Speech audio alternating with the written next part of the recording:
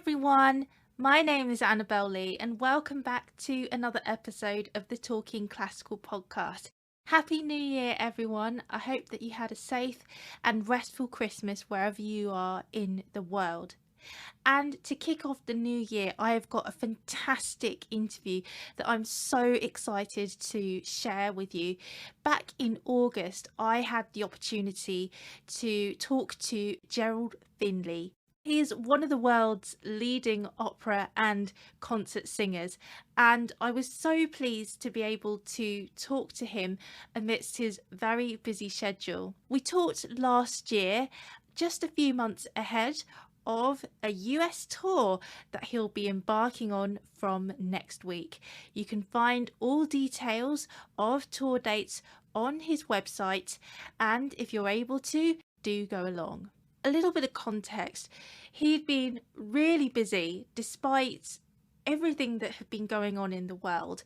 And so the first thing that we talk about is what he'd been doing over the past 18 months. We also talk about a wide range of things, from young performers, conservatoire life, some of the challenges but also high points experienced during a long and illustrious career, as well as some of the interesting challenges that might come up when crossing between different genres such as opera, musical theatre and even acting. Another bit of context here. Last year, a group of established opera singers got together for the Grange Festival in the UK, and they put on a production of Shakespeare's King Lear. They acted the play straight, which I think is just such a fascinating concept, and I think it would be amazing just to see more opera singers entering into the world of acting and theatre, because I think that they could just bring so much. So I really hope that you enjoy listening to this. I know you're going to love it. So sit back, get a cup of tea, and enjoy for the next few minutes or so this conversation with Gerald Finley. Bye for now. Well, it was a curious busyness. I mean, obviously the live stuff kind of evaporated, uh, and presented a kind of a landscape of rather desert-like opportunities. But then, of course, being technologically, um, given the opportunity to look at the way technology is being um, putting, putting opportunities to, performing artists who, need to keep working, need to keep on their game, and need to, look at their assessment. I mean, it provided me with really, I was fortunate in many, many different ways. Um, I was lucky that the season that I had planned, I mean, after the first 6 months, obviously that was pretty tough. But from then on, I was UK based. I live in the UK, obviously, and I had UK based opportunities, which was Wigmore Hall and London Symphony and London Philharmonic, and the Royal Opera House as well. And uh, they all became streaming events, and I got into the groove of really understanding what was possible. Um, I put together some videos. I got, into the video editing thing, um, which was fun, hard work. Anyway, it was great to do. Um, my son was auditioning online for various drama courses and things, so he helped me with some of the kind of setups of things. Lots of interviews, and then more importantly, I was able to have lessons with my teacher, and that really was how I spent the the the bulk of the non-stage performing things was getting back to basics, was retraining, was really getting to the back to the thing which not that we'd lose this on the road necessarily, but it was just great to to start to think again about those little things that creep into what we do, and enjoy kind of, yeah, it felt like a sabbatical in a way. I was very, very fortunate to have those few performing opportunities that sort of ticked me over from an economic point of view. But I also made contact with a lot of students and worked with a number of conservatoires, the Juilliard, the National Opera Studio, Royal College, University of Southern California. I mean, places all over the world where it was great to kind of just keep in touch with the young ones and really keep them inspired and say, keep at it. It's tough, but keep at it. I'm working on myself, just like you guys. Let's share this opportunity to kind of concentrate on our own stuff. Mm. So yeah, but I've been aware too that for a lot of people it's been a hugely, hugely difficult time. And the part of connecting with people as well over technology has been to say, just how are you? Um, Conversations with whole casts actually of things like Die Meistersinger from Glyndebourne in 2011, uh, talking to the whole cast again, saying, "What are you doing?" And that's a big cast, and two of the people were working, so we were anxious to hear what they were doing. Yeah, that's so interesting. I mean, there's so many things that I can talk about from there. It's so interesting to hear that someone of your caliber, you're still taking lessons and you're still learning. Do you feel that it's still important for you to have lessons? And how frequently do you have them? Yes, well, I was having two a week, Mm. because, well, for the main part, I mean, shall we say I'm in the early stages of the middle part of the second half of a very long career. Yes. So and the challenges are not necessarily about um, understanding musical things necessarily, or deciding who one is as an artist or what you like to do. It's really about, okay, what physically, am literally what's my physical state,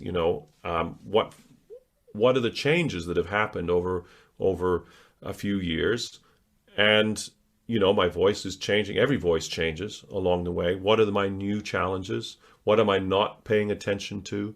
um, is there repertoire that I should be looking at which will be helpful? Is there repertoire that I should leave behind? Just say that's enough of that. um, should I be working so hard? Should I take longer? Things. This is really an interesting thing, particularly for a singer, where our body and our you know our well-being is based pretty much on how healthy we're feeling. And so yeah, it's so important for me anyway to have re-engaged with that absolutely concentrated focus. Someone else's ears. Um, no matter how much one thinks one can hear one's own situation, it's been so important to have those outside ears. I mean, I've had lessons mostly throughout my career, but in this last 18 months, it's been hugely helpful to have someone else go, okay, there are these things which we can work on. And when you have it so regularly as lessons, then I mean, it's a bit like having piano lessons as a child, really, that incrementally, those things which you think are very, very difficult to approach, just by doing them little by little, a little at a time, wow, the results are fantastic. So, I mean, I've just come off um, some performing where I have felt absolutely, yeah, kind of on my A game. I, Not that I didn't before, but I feel, oh, I'm a step further on from where I was, and that's a very helpful uh, position to be in. I feel I can start building again on some of the things that I've relearned. Hmm. Do you think that there is perhaps this pressure, I think, on young singers maybe to have it. If you have, you know, an amazing college career, then you're going to have an amazing success. Or do you think that, you know, particularly with the voice, because it is one of those instruments, isn't it? That's a bit like a wine, isn't it? It develops, you know, with age. So, I mean, what's your take on that? Oh, do you know, I think with the best will in the world, and I'm associated with some really fine organizations and everything, but the difficulty about a student is that they're being required to learn so much all at once. Yeah, And everybody's situation is different, of course. I mean, emotionally, financially, uh, uh, you know, even in terms of immigration possibilities. You know, you can yeah. be in a college in a country and then not be able to work there, and that's Mhm. hard. Um, and also, if for whatever reason, because the pace of learning in conservatories and everything are is very intense. They're being asked to learn languages and learn lots of repertoire and perform to showcase, if you like, the things that they're learning. But it and I admire the pace at which they go, but they do get tired. And if they Yeah, get tired, they can start to sing, in a way which is not their, they're trying to get through the course rather than what is the course offering me to be the best that I can be. And my advice always is to them is to say, please rest. Please find time where you're not singing. Please find time where, let all that intellectual stuff percolate. Great. Um, but this, find those really strong habits of discipline where you're not singing all the time. Because actually not singing is sometimes more important than keeping flogging away at it. It's also yeah, because you find emergency ways to cope. And unfortunately, those can become the way you cope. So you never present yourself well in an audition, or you're always singing, at 65% in your final opera presentation, and then you're out in the world. And then it's like, well, why didn't I get an agent, or why didn't I get an audition, or why didn't I win the prize? Or and these doubts and everything creep in. But I'm saying to everybody, look, you're all there because you're great. mm, mm. And just rely on the fact that you've got a career which is at the very beginning and you're going to develop. You all have great things. The prize winners, great. This is the this is the challenge, because the prize winners are encouraged to suddenly launch into a whole thing. And Exactly. It's like instant oh, fame, isn't it? yeah, and the pressures are on. The agents and promoters are always looking for that great new thing, and it may be perfect in a particular situation, but it's a long haul, um, and it's hard to. And of course, youthful enthusiasm and success, of course, are great, um, but I'm always saying, yeah, this is great, but we don't have to do everything in 2 years. Once you're out of the protective environment, there are going to be people that want you to do a lot of stuff.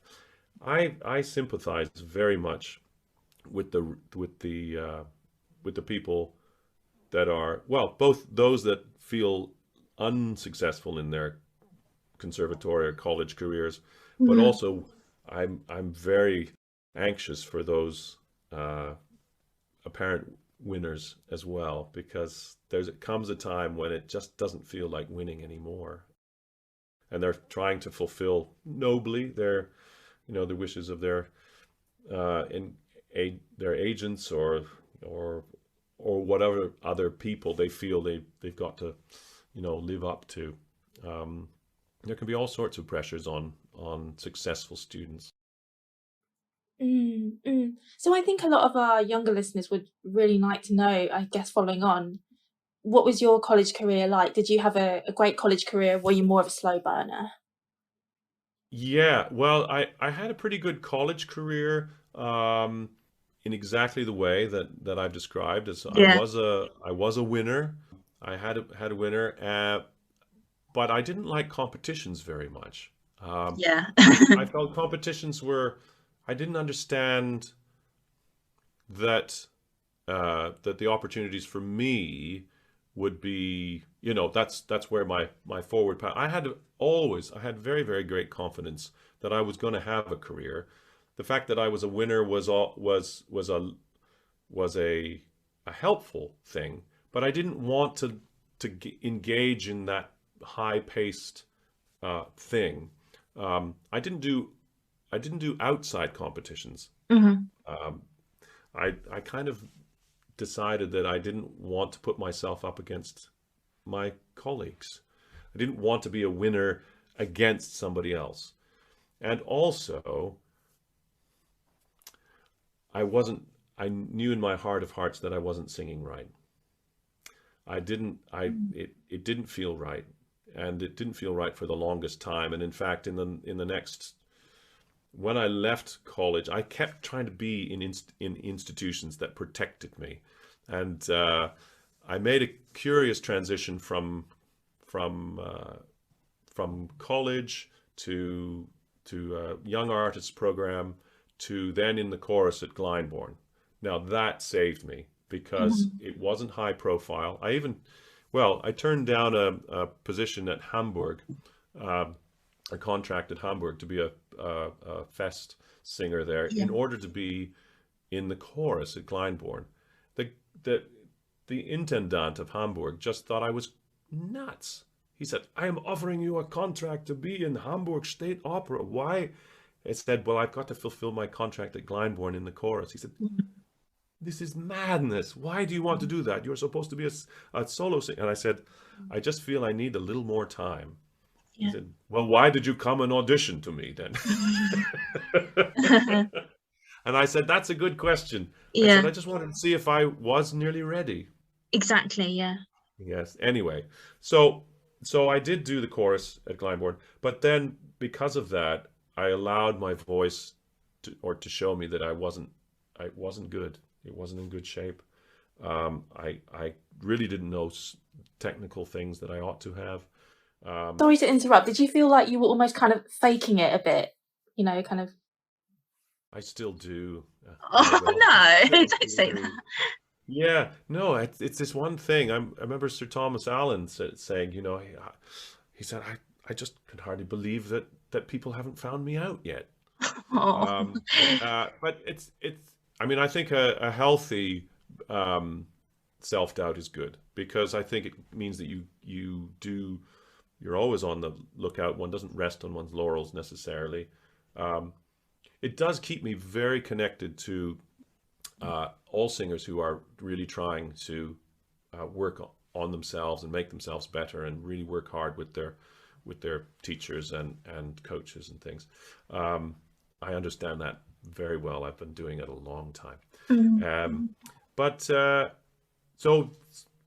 after the conservatory thing and the chorus, and I said to myself, I've got to find a way to relearn how to sing. Mhm. So I was given the opportunity to work with an American who put me back on the right path Mhm. in relatively short time. I have a couple of notebooks full of amazing gems of uh, of instruction and of inspiration, and I still have them, and they still give me that kind of realization that I did work hard to try and put it back together. But in the end, I needed my own time, and that's Mhm. the one thing I would say to all young singers is give yourself the time. You may have to get off the performing side. You may not earn enough to live. That's okay. Yeah, The world is still happy that you're dealing with your own individuality and your own um, challenges. exactly. And I think the best singers that we can be is when we acknowledge that we have challenges that we're dealing with. Um, never. I think that's the true artist, actually, knowing that there's always something to build upon or to refine. And Mm. we do need our mentors, and we do need our outside set of ears, and yeah, it's an amazingly companionable career, because we do need others. We can't do it ourselves, I don't think. So, have you ever had any major challenges in your career? I mean, what's been the biggest challenge? Well, I think it's about keeping going. Um, that leads sometimes to singing when one is not healthy. Yeah. Um, and I have had two, at least two major vocal injuries, um, and not to do at all with technique Mhm. or anything like that. One doctor called it kismet, um, where what happens simply is that for whatever reason a blood vessel in and around the chords, um, just happens. You just happen to sing when that's vulnerable, and it goes. Oh. And it's we're like tennis players, really. We can't Mm. assume that the high intensity work in this very small area of our body um, isn't going to suffer some sort of stress in some Yeah. way throughout a long situation. And what's one of the things for young singers? I say, look, you probably will have a situation sometime when you have a bad cold, or you're trying to get ready for a recital or a job somehow, and your chords are thick because that's what inflammation does, and it'll happen, and something will happen, and you'll need to acknowledge that it will happen. And the best solution, of course, is to stop singing so that it can heal. Um, and when it heals, it'll be fine. The danger is if you try and keep going. And mercifully, I've always had some pretty good advice, and I have been managed to stop, and it has healed. And as I say, I'm feeling in better shape than ever right now, in spite of these couple of setbacks in my life. Actually, those setbacks, of course, you look back. I know many people say that in crisis in their life.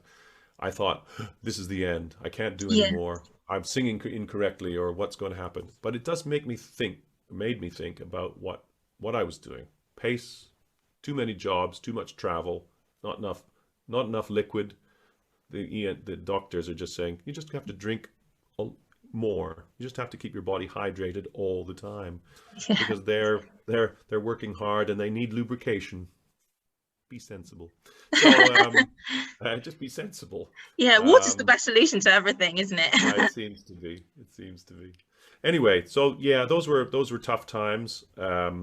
Yes, because again, one's depending financially a little bit on continuing to work, and one has expenses generally, of course, from that point of view. But boy, does it ever makes you vulnerable, makes you realize that you are human. You're not a machine. Um, you depend on the relationships that you have to see you through these periods, and it's really great to have family and loved ones and friends and colleagues, and actually non-singers at all, Yeah. just to say, hey, you're still alive and you're still okay. My determination to get back on the horse was tempered enough to say, okay, heal properly, and then you can continue. But yeah, they were good stopping points as well. Yeah. So, I guess the opposite of that, what's been the highest point of your career? I mean, you've had this incredibly successful career, so versatile. Can I see behind you? Is that a cabinet of awards and trophies of various sorts? I wish I could say that is no. They're soapstone carvings Oh, I'm so sorry. Oh, from apologies. from Oh, uh, how from lovely. Canada. Yeah, that's no. I love the and a few bits of collected pottery as well. Oh, No, that's wow. yeah. No, I don't have my awards out so much, so I'm not too aware of what they are. But yeah, no, it's very comforting. I love to be Yeah. reminded of my Canadian heritage. We need to go Canada. Yay, I've got yay. cousins in Canada, so yeah. All right. Oh, it's. I mean, I've. If there's a greater disappointment in my life, it's not being able to spend more time there. um, with amongst those people who I grew up with, and a country that I feel very proud of generally. I mean, every country has their issues, but I come from a place where I was given wonderful opportunities as a youngster. But anyway, I've made the most of it over here in Europe too. Um, well, yes, the high. What is my high point? I've had many. I mean, honestly, um, I think the first high point was opening the theater at Glyndebourne with The Marriage of Figaro as Right. Figaro. Wow. That was a huge thing in my young career days. Doing world premieres of Mhm. amazing operas has been huge. Working with Peter Sellers and John Adams on Yeah. Dr. Atomic, that was incredible. Singing with uh, amazing amazing conductors. My relationship with Tony Pappano and the Royal Opera Mm. House has been hugely beneficial. I've enjoyed so many wonderful productions there. Um, at Glyndebourne, singing Hans Sachs in Die Meistersinger, my first Wagner role. I mean, who would have thought that I would enjoy that as much as I did? Uh, but also the other things has been my recordings of recital repertoire and doing song and really feeling that as a singer I've enjoyed learning so much incredible repertoire and working with modern composers. I mean, that's thing the Silver Tassie with Mark Turnage at ENO was one of my greatest pleasures, and I'm happy to say that he's written other things for me as well. And to be part of the creative process is hugely rewarding. Um, yeah, I feel like I'm a contemporary singer. I mean, I feel like I'm engaged in the way the world of singing is going these days. I mean, whether it's Thomas Adès, creating magnificent George Benjamin, amazing pieces, which I have not been part of, but I've been thrilled to see those things come to life, but also being myself part of the creative process in doing new opera, new versions of pieces. And now, I mean, my excitement is looking forward to the the new repertoire that I'm doing, things like Bluebeard, um, and I mean, I'm looking at some lovely Verdi as well, Macbeth, and I'm hoping that will come online soon, doing Falstaff in various places, and enjoying that anticipation actually Yeah. of fulfilling that. I had my first opportunity to work with Riccardo Muti last year, and that was when you work with a musician of his legendary status, he doesn't do anything in the way he conducts, but it's just his musicianship that allows you as a singer to feel that what you're doing is the right thing. And yeah, so these are amazing highlights. Do you like to do lots of different things to keep it fresh, or is there one particular aspect of your work that you like? Yeah, I'm a bit of I flit from not flit necessarily, but I love having the variety in my Yeah. life. I love it. It's inspirational. It brings me into contact with so many different people.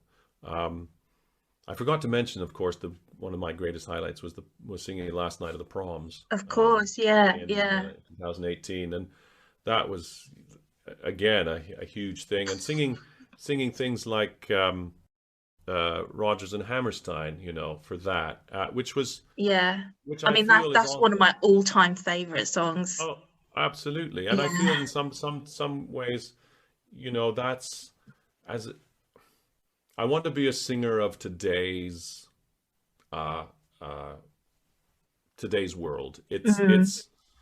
I mean, singers have always been able to do various things. I mean, even the great golden age singers of the middle of the last century were doing world tours, and Mm. one of my favorite baritone of that time was an American baritone called John Charles Thomas, and Right. he sang, kind of, well, Home on the Range, the Yeah. very very folk songy, parlor song sort of things, and people just love to hear that stuff being sung by great singers. Um, Cesare Siepi, of course.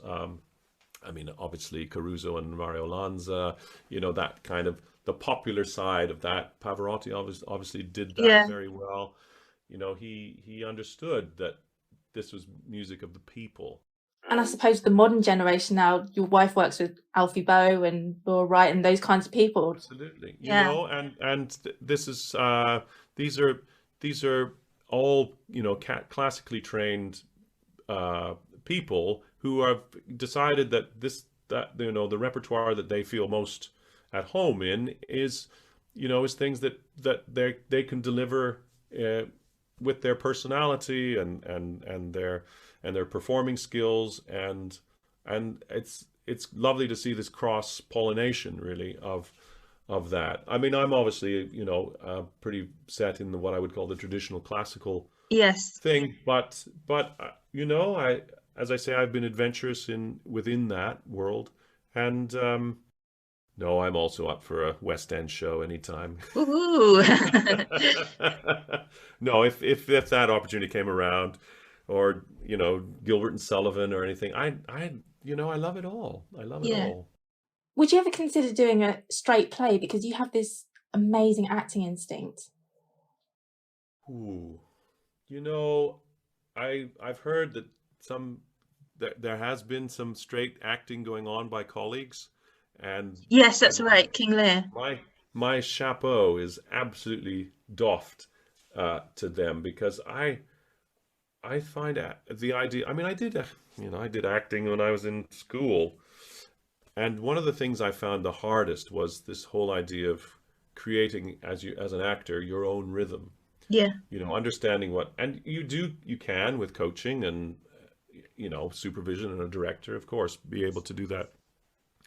Um, I have the greatest respect for straight theater. Um, I it I don't understand it, actually, how it comes together. I don't understand how actors can do what they do and pace themselves and find that they can relieve them their own image of themselves and become somebody else. I mean, I use the music so much to develop character and to uh, have an idea, listen to the orchestrations, try and listen to the music within even song, to kind of get a flavor of what the message or the emotional impact is on those things that I'm delivering. Theater, to me, it's a complete mystery. I mean, I admire that, but I would feel completely terrified to do that. I should talk to some of those King Lear people, because they obviously have done it, and that seems to me a huge, I mean, a brave thing, a really brave thing for a group of singers to do. Yeah. Because you see, the thing about opera is that you have this kind of extended emotional journey, and which Yes. the music allows you to float on a lot of the time, or provoke you doing. I mean, Verdi was the master of that. Well, Puccini, I mean, of course, every composer that's had dramatic success, indicates an emotional journey through the music, and that is such a huge helpful guide to me. Um, Even in the Meistersinger, I found Wagner is able to create a sound world where the character, you can imagine what the character is thinking, and that's what I then try to do, is then to exist in that kind of musical world with that emotional, literally that emotional script, as a template. So, and then I just try and be myself, or be the character, and that's all I think acting is, really, is being oneself within the actor, within the character. Um, So yeah, I don't know, Shakespeare or oh well, I mean, why would one choose Shakespeare for one's first play? It would be ridiculous. But then that's why my hat is so Mm, off to those people who have taken yeah. that on. But I mean, Anyway, is there transference though between the operatic roles in the Shakespeare operas and then in the plays, or would you approach them differently? oh yeah, I think the cleverness about the opera adaptations of, say, Shakespeare is that the librettist and the composer have decided completely what are the, salient emotional journeys or the dramatic. I mean, Britton and Piers's version of Midsummer Night's Dream, incredible. I mean, obviously Othello and Falstaff, and Macbeth from Verdi. Verdi had a couple of goes at Macbeth because he didn't know quite how to finish it. So there's two very different versions uh, of it, and so even someone as masterful as he was, he found Shakespeare hard as an emotional journey. So yes, I suppose if one really, uh, well, it's hard. I mean, Falstaff, you see, is this perfect thing in an opera, but it's made up of three or four plays. So as a character, he's multi-dimensional in the opera as a result of the sort of feedings that he's had from the plays. So to play him in the plays would be different than singing him in the opera, I think. So yeah, hard one. That's why I'm the servant here, and I'm a servant in the musical side. Um, I'm always interested, of course. It's very important to read the plays to see where the composer and librettist have decided, how to manage the characters. It's very helpful to do that, but I do that only as research rather than thinking, oh, I need to, you know, have this relationship with Mistress Quickly because that's what it is in the Yeah. play. It's I think the composer's done enough work of that, and uh, I think one doesn't need to work too hard on trying to create characters. I think it's always there in the music. Well, it's been so lovely to talk to you. Do you have any other passions and interests outside of music when you're not on the road or having your busy career? Yeah, well, I'm an amateur gardener, Oh, um, nice. and I have to say, in the lockdown, that's been part of the joy of being at home, being forced to be at home, is to actually absorb the natural world around. Um, I'm a small astronomer. Um, I love everything to do. I mean, it's just not dark enough anywhere to really get out into good nights and do some good stargazing. But I love Mhm. I love that.